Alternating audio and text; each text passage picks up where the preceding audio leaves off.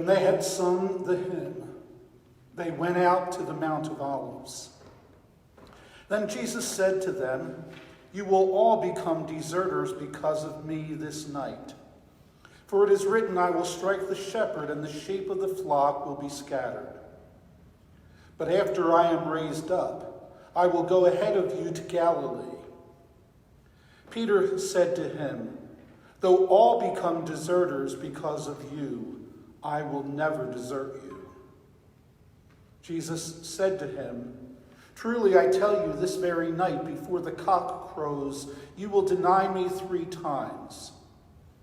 Peter said to him, "Even though I must die with you, I will not deny you." And so said all the disciples. Then Jesus went with them to a place called Gethsemane, and he said to his disciples, "Sit here while I go over there and pray." He took with him Peter and the 2 sons of Zebedee, and began to be grieved and agitated. Then he said to them, "I am deeply grieved, even to death. Remain here and stay awake with me." And going a little farther, he threw himself on the ground and prayed, "My Father, if it is possible, let this cup pass from me. But not what I want, but what you want." Then he came to the disciples and found them sleeping. And he said to Peter, "So could you not stay awake with me 1 hour? Stay awake and pray, that you may not come into this time of trial. The spirit indeed is willing, but the flesh is weak." Again, he went away for the 2nd time and prayed, "My Father, if this cannot pass unless I drink it, your will be done." Again he came and found the disciples sleeping, for their eyes were heavy. So leaving them again, he went away and prayed for the 3rd time, saying the same words. Then he came to the disciples and said to them, "Are you still sleeping and taking your rest? See, the hour is at hand, and the Son of Man is betrayed into the hands of sinners. Get up, let us be going. See, my betrayer is at hand."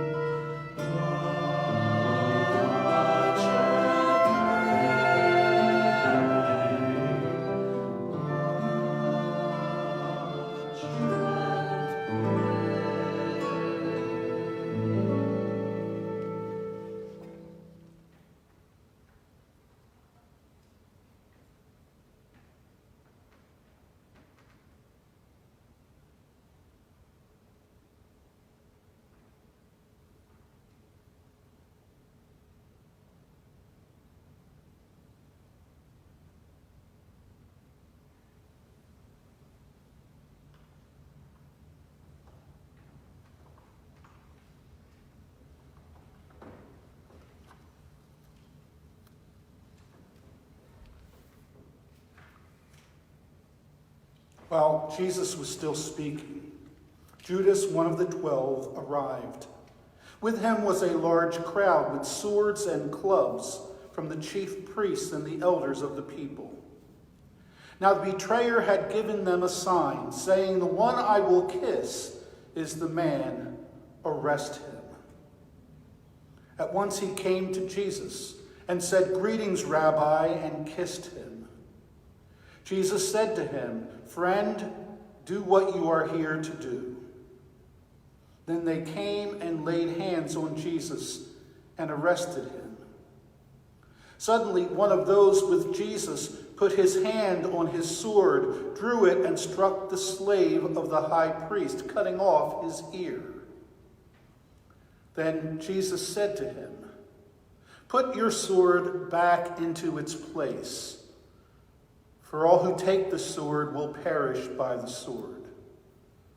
Do you not think that I cannot appeal to my Father, and he will at once send me more than 12 legions of angels? But how then would the scriptures be fulfilled, which say it must happen in this way?" At that hour, Jesus said to the crowds, "Have you come out with swords and clubs to arrest me as though I were a bandit? Day after day, I sat in the temple teaching, and you did not arrest me. But all this has taken place so that the scriptures of the prophets may be fulfilled." Then all the disciples deserted him and fled.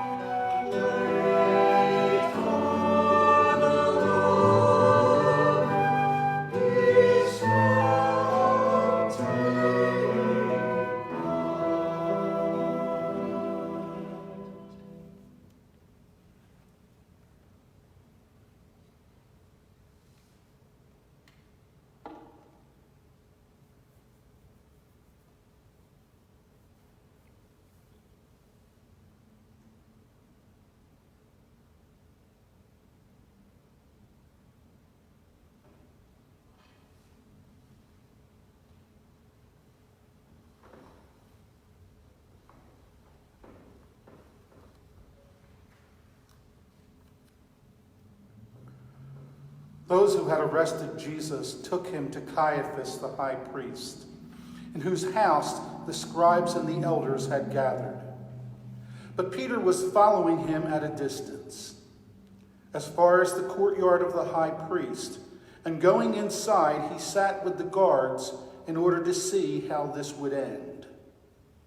Now the chief priests and the whole council were looking for false testimony against Jesus, so that they might put him to death. But they found none, though many false witnesses came forward. At last 2 came forward and said, "This fellow said, 'I am able to destroy the temple of God and build it in 3 days.'" The high priest stood up and said, "Have you no answer? What is it that they testify against you?" But Jesus was silent. Then the high priest said to him, "I put you under oath before the living God. Tell us if you are the Messiah, the Son of God." Jesus said to him, "You have said so. But I tell you, from now on, you will see the Son of Man seated at the right hand of power and coming on the clouds of heaven." Then the high priest tore his clothes and said, "He has blasphemed. Why do we still need witnesses? You have now heard his blasphemy. What is your verdict?" They answered, "He deserves death." Then they spat on his face and struck him, and some slapped him, saying, "Prophesy to us, you Messiah. Who is it that struck you?" Now Peter was sitting outside in the courtyard. A servant girl came to him and said, "You were also with Jesus the Galilean." But he denied it before all of them, saying, "I do not know what you're talking about." When he went out to the porch, another servant girl asked him, and she said to the bystanders, "This man was with Jesus of Nazareth." Again, he denied it with an oath. "I do not know the man." After a little while, the bystanders came up and said to Peter, "Certainly you are also one of them, for your accent betrays you." Then he began to curse, and he swore an oath, "I do not know the man." At that moment, the cock crowed. Then Peter remembered what Jesus had said, "Before the cock crows, you will deny me 3 times." And he went out and wept bitterly.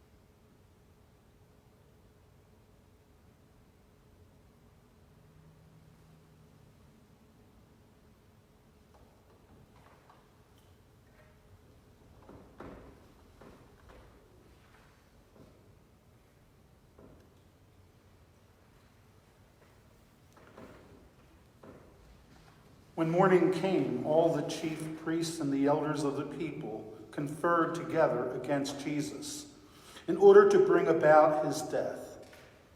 They buried him, bound him, led him away, and handed him over to Pilate, the governor. When Judas, his betrayer, saw that Jesus was condemned, he repented and brought back the 30 pieces of silver to the chief priests and elders. He said, "I have sinned by betraying innocent blood." But they said, "What is that to us? See to it yourself." Throwing down the pieces of silver in the temple, he departed, and he went and hanged himself.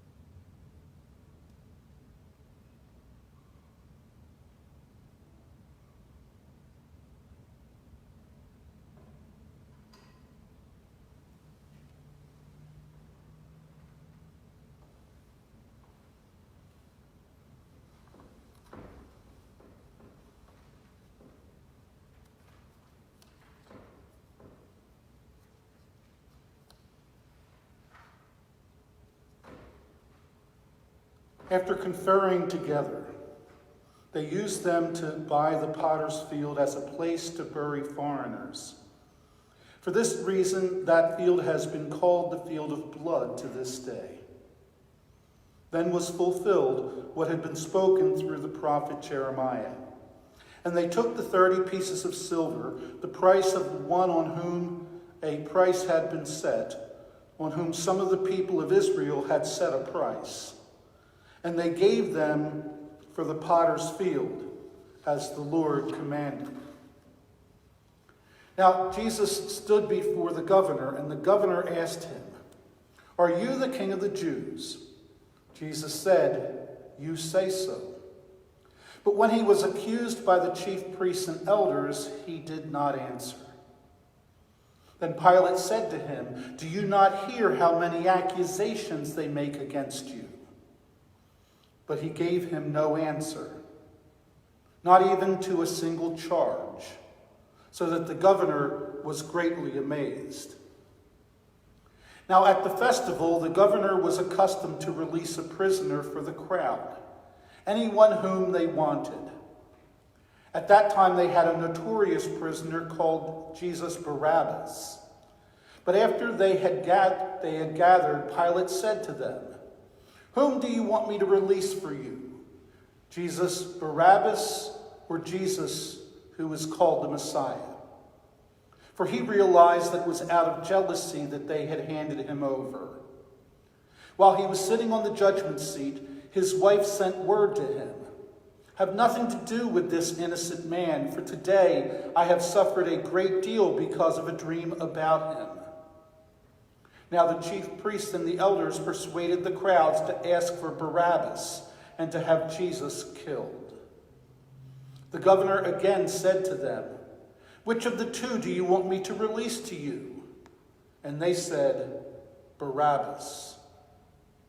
Pilate said to them, "Then what should I do with Jesus who is called the Messiah?" All of them said, "Let him be crucified." Then he asked, "Why? What evil has he done?" But they shouted all the more, "Let him be crucified."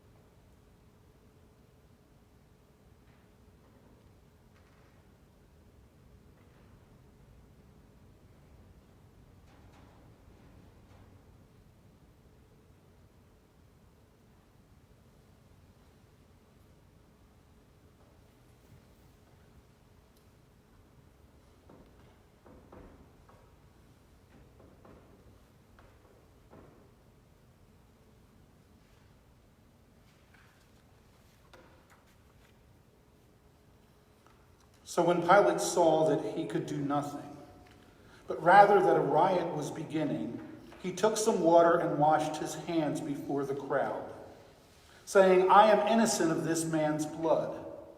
See to it yourselves." Then the people as a whole answered, "His blood be on us and on our children." So he released Barabbas for them, and after flogging Jesus, he handed him over to be crucified. Then the soldiers of the governor took Jesus into the governor's headquarters, and they gathered the whole cohort around them. They stripped him and put a scarlet robe on him, and after twisting some thorns into a crown, they put it on his head. They put a reed in his right hand and knelt before him and mocked him, saying, "Hail, King of the Jews!" They spat on him and took the reed and struck him on the head. After mocking him, they stripped him of the robe and put his own clothes on him. They then led him away to be crucified.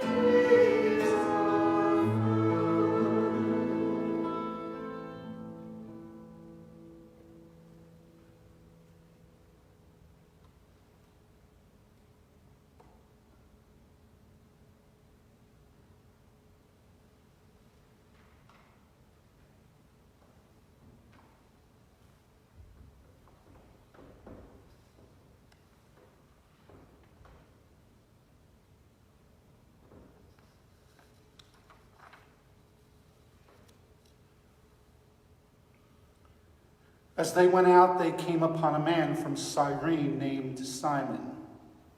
They compelled this man to carry his cross. And when they came to a place called Golgotha, which means place of a skull, they offered him wine to drink, mixed with gall. But when he tasted it, he would not drink it. And when they had crucified him, they divided his clothes among themselves by casting lots. Then they sat down there and kept watch over him. Over his head they put the charge against him, which read, "This is Jesus, the King of the Jews." The two bandits were crucified with him, one on his right and one on his left. Those who passed by derided him, shaking their heads and saying, "You who would destroy the temple and build it in 3 days, save yourself. If you are the Son of God, come down from the cross." In the same way, the chief priests also, along with the scribes and elders, were mocking him, saying, "He saved others. He cannot save himself. He is the King of Israel. Let him come down from the cross now, and we will believe him. He trusts in God. Let God deliver him now. If he wants to," he said, "I am God's son." The bandits who were crucified with him also taunted him in the same way.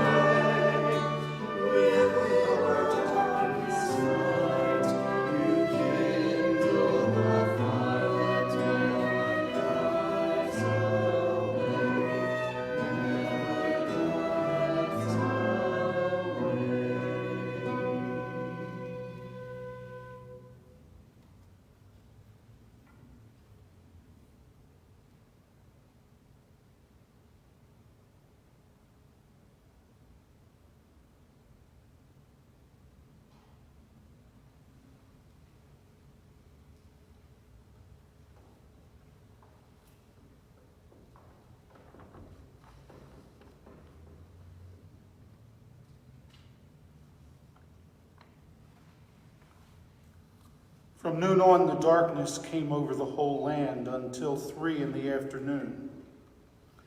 And about 3 o'clock, Jesus cried with a loud voice, Eli, Eli, lema sabachthani.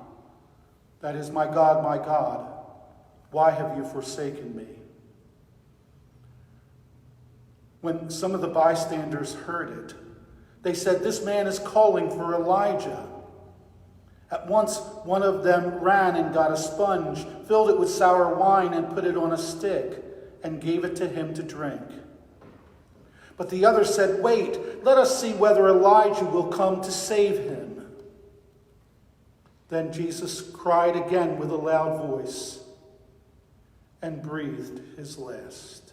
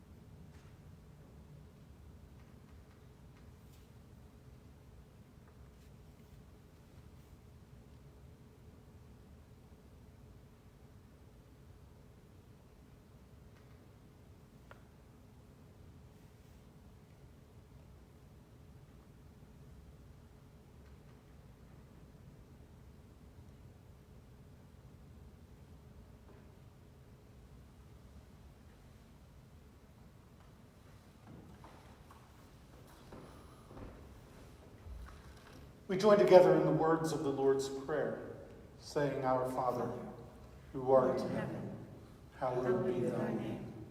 Thy kingdom come, thy will be done, on earth as it is in heaven.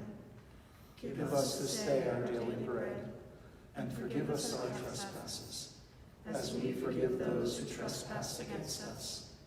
And lead us not into temptation, but deliver us from evil. For thine is the kingdom, and the power, and the glory forever. Amen.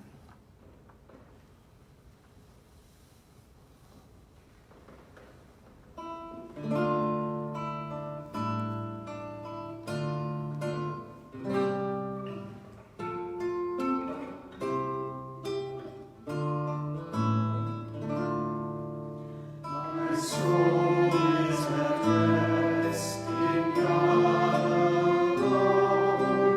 My salvation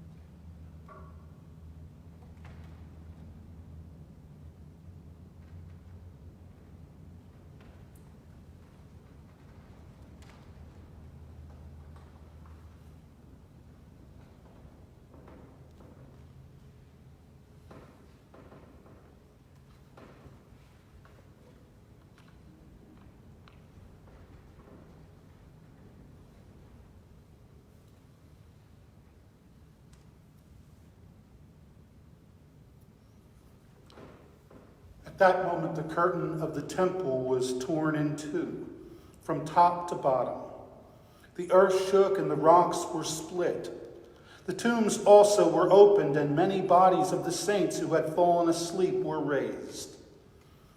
After this resurrection, they came out of the tombs and entered the holy city and appeared to many. Now when the centurion and those with him who were keeping watch over Jesus saw the earthquake and what took place, they were terrified and said, "Truly, this man was the Son of God."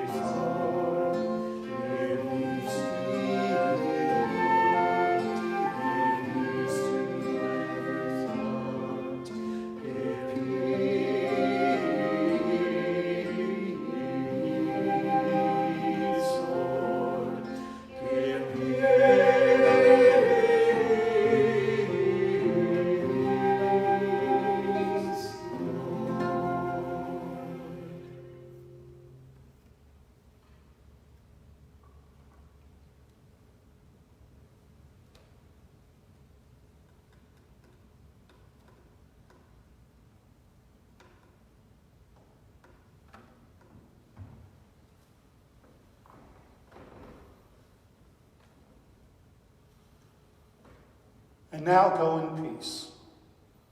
May Jesus Christ, who for our sake became obedient unto death, even death on a cross, keep you and strengthen you this night and forever.